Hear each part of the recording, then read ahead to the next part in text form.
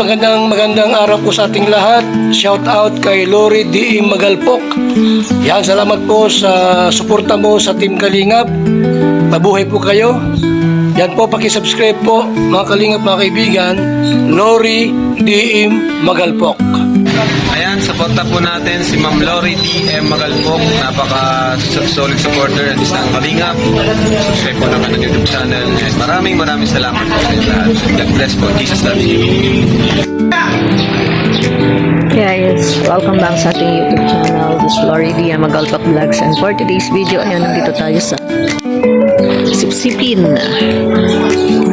Inares Multipurpose. Ay, Christmas pa dito. Diba? Dito tayo sa barangay. Ingat Yan o. And ito yung basketball court. So, time check is 7:45. So, hintayin natin to pagbukas. Pero open na siya. Tingnan natin sa loob. Hindi ko alam kung dito ako dito. Good morning. Good morning po. Sino kayang tao dito? Ayan o. Officer of the day daw si Officer Bernardo B. Raimundo. So ayan, ang ating mayor, si Mayor Anyago. At meron tayong si Attorney Padera Nos, GP Party List Representative, as siyempre si Honorable Emigdio Tanwatco, our representative ng 2nd District ng Rizal. Uy, yung kamag-anak namin si Kapitana Lucy Villaran and si Nina Inares. Yan. So, nandito tayo sa barangay. Tingnan natin to. Uy, may camera. Hello, camera. Meron silang mga reporting dyan. Barangay Full Disclosure Board. Meron silang annual budget of Barangay Sipsipin. Certified Statement of Income. Merong component of the era utilization. Meron ding list of notice of award. Ayos, meron pala mga ganyan dito. Annual procurement plan or procurement list. Financial report, summary of collection and deposits. Ayan. So, ito yung barangay dito. So, mamaya, tingnan natin kung dito daw tayo kukuha ng ng indigency natin. At yan yung ating sangguniang barangay ng Sipsipin. Palakihan nga natin para makita natin. Ayan. Si Kumaring Ibet ko. Yung pangalawa sa dulo. Ayan, katabi ni Ate Lucy. Ayan, the rest, si Carlos yung isa. Dito ay kukuha tayo ng para sa GL natin. Gamitin natin sa St. Bernadette sa hospital kasi. Hello po, good morning! So eto na, piniprepare na niya yung ating indigency na gagamitin natin sa munisipyo sa MSWD sa pagkuha naman natin ng ng isa pang papers. So malalaman natin kung ano yon dahil first time natin. So hindi ko alam, sunod lang tayo sa flow. Actually nakagawa siya ng isa dyan pero nakalimutan kong banggitin na kailangan ko pala ng dalawa. So ayan na, ito yung certificate of indigency natin and ayan. To whom it may concern, Florenda, Filipino, 55, born on, yan. Siyempre yung address. And, ayan, 2 copies yan. So, na-secure na natin yung isa nating requirements. And, siyempre, yan ay may lagda. Uy, grabe sa lagda. Signature of ating butihing kapitana. Si Kapitana Luz Biminda Villaran. Ayan. So, mga kabady-body labs, bago ako pumunta ng munisipyo, dumaan muna ako dito sa Lugawan. Ito yung pinakamasarap na lugawan dito sa Every time pag medyo masama yung pakiramdam ko, dito ako nabili kasi masarap talaga yung lugaw nila. And dyan lang sa labas na yan ang main road, and doon sa kabila na yun, ayan lang ang munisipyo. So mga kabady-body loves, kakain muna ako kasi anong oras pa ako umalis ng bahay? Alas 7. Nag-walking ako from our bahay, from my bahay, tas umikot ako doon sa kabila, taas ang baba na ay sa barangay. So wala pa akong kain. So alam ko na maraming pila sa munisipyo, kaya naisipan ko munang kumain. So ayan, ito yung ating yung tokwat babo, sarap. Yummy. Tapos meron tayo ditong goto na ang gusto ko yung tuwalya ng baboy, and yung ating coffee. May dala akong sarili kong coffee. Alam niyo na yan. Kain muna tayo.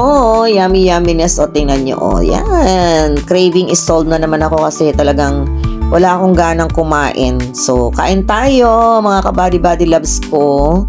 Laging fresh at masarap. Mainit na mainit ang goto nila dito. Kaya, every time na masama yung pakiramdam ko, dito talaga ako pumupunta. Para lang bumili ng goto. Ayan. Marami silang mga dyan. Ito yung ating diabeto herbs. Oy, diba? Dala ko pa. So, ayan, we're done na mga kabady-body loves ko, at naglakad na ako papunta ng... So, mga kabady-body loves ko, ayan, marami pa palang requirements.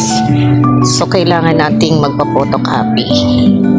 And babalik tayo, and then kailangan nating mag-fill up. Guys, well, anong magawa natin? Saan ang photocopy dito? Photocopy. Saan dito? Wait lang. So sad to say, walang photocopier sa loob ng munisipyo. Kaya ayan, nag-tricycle pa ako. It took for me siguro mga 5 minutes bago makarating sa photocopy tayo sa Photoshop. So ayan, travel tayo. Parang sana meron sila dong isang area, no? Hindi nalalabas yung mga tao, hindi nila naiisip yan. So ayan, nag-tricycle na lang ako at bahala na si kuya. Eto na, nandito na tayo sa photocopier, sa Photoshop. 10 pesos po isang color. Yung nandun po ay 10. Tapos ito po, 3 lang. So, still na po ito. Tapos ito, 20 po yung tatlo. Pero Magkano lahat? ito po, 46 pa lang. Hindi pa po Okay. kasama yung dalawang Oo. Hindi, tatlo nito. Tatlo nung passport. Kasama na po itong isa. Oo, Dalawa kasama na lang po. Hindi, tatlo. Bukod pa. Oo, bukod dyan. Kasi iba yan eh. Okay po. Okay.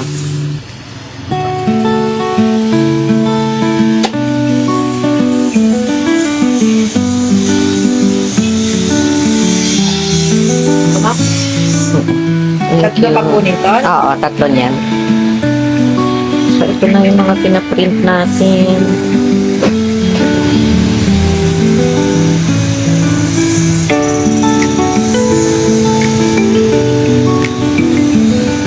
So ayan, bumalik na ulit tayo dito sa munisipyo, and next step natin is kailangan natin pumunta dyan sa clinic niyan, sa government clinic na yan, dito rin sa munisipyo, para ipabasa natin yung medical record natin kasi hindi nila mabasa. So ayan, napabasa ko na, ito na yung result. So ibabalik na natin yan sa MSWD para ma-process na yung ating case study para sa next step natin.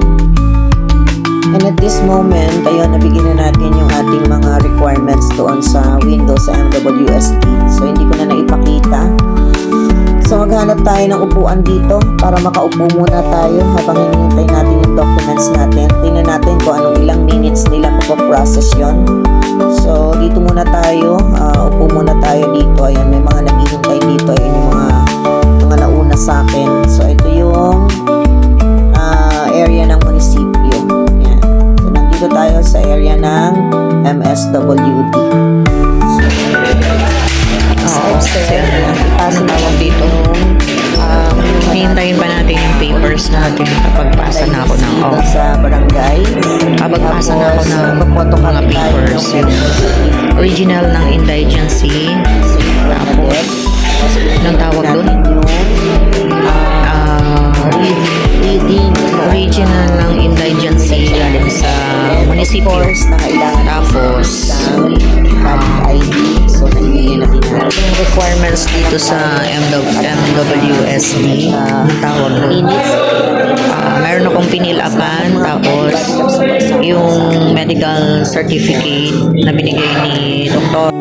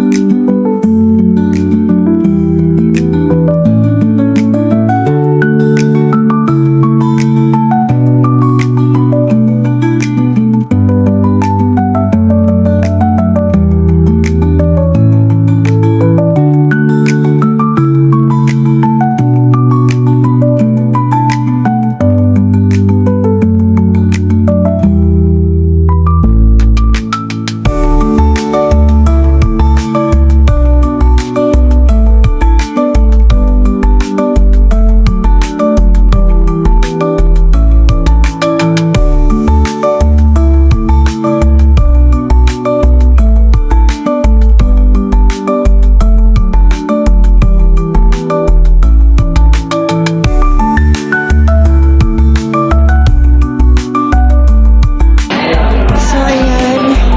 Almost 10 minutes na yung lumipas at this moment.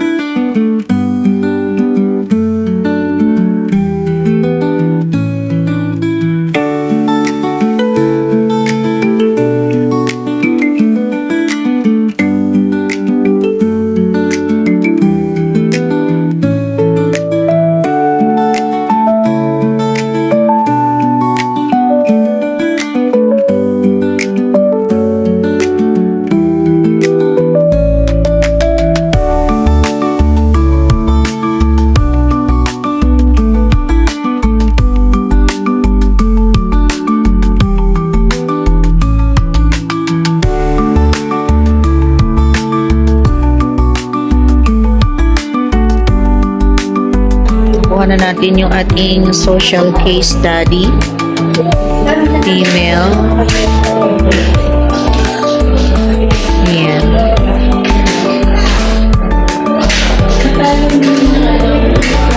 Yan. Tapos ng ating social study case. Uy, civil status separated. Sana all. Sana all separated. O, 22 years na naman eh. Di separated talaga, di ba? So, natapos natin in 10 minutes. 10 minutes natapos natin. 9:45 ako nandito. And, binigay natin sa kanila. And ngayon ay 15 minutes pala. Okay, we're done. So, ayan na. Tayo ay aalis na. Next natin ay pupunta tayo sa St. Bernadette para ipasa na natin yung papers natin. So, ito na. Tapos, ito yung galing sa barangay, yung indigency. Yung ating tatlong ID na may pirma. Yan, tatlong ID na may pirma at may phone number. Ayan, tatlong indigency. Itong case study at itong ating medical certificate. So, ayan, next natin, punta tayo na St. Bernadette para ipasa natin to.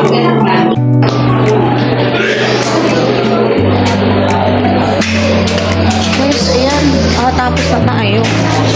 Tapos na tayo sa ating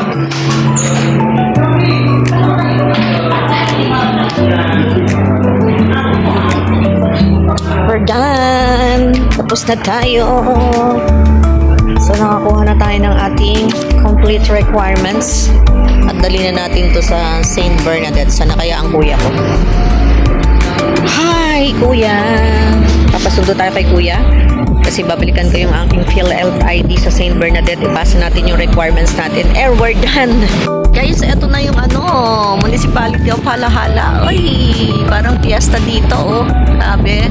So, nakatapos tayo ng requirements natin. Ayan. Ayan, oh. Ang ganda, ang linis ng area. So, proud to be kay Mayor Gary Andalio. Ito na yung municipal na bago dito sa Halala, Rizal. And ang background nito ay mountain. Ayan o, it's mountain time. So, ayan, ang ganda. Nice eh. So, kanina nakita natin yung nasa loob. At meron ditong mga isda-isa. Dairy product natin ay fish, meat, vegetables, and yun yung mga dairy products dito. Meron pa rin mga kalabaw na nag-ano ng gatas. So, ayan. Thank you so much, guys. Salamat sa pagsama sa ating video upload. At meron pa din tayo dyan. At minsan, meron dito mga stop na stand yan, mga bilihan, mga pagkain. At meron tayo dyang land bank, of course. So, kanina galing tayo dun sa loob. And we're done with our video for today. Bye, everyone. And see you again.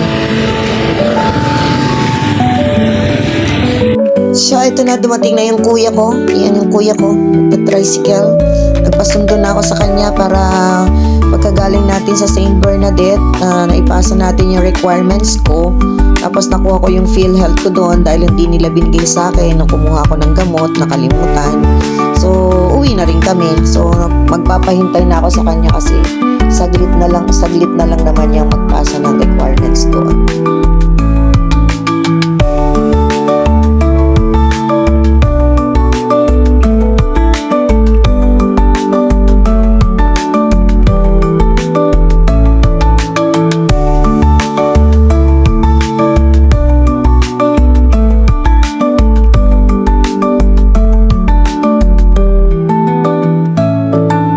Dito na tayo sa St. Bernadette. So, saglit lang naman yung travel. Wala pang 5 minutes from munisipyo. So, ayan.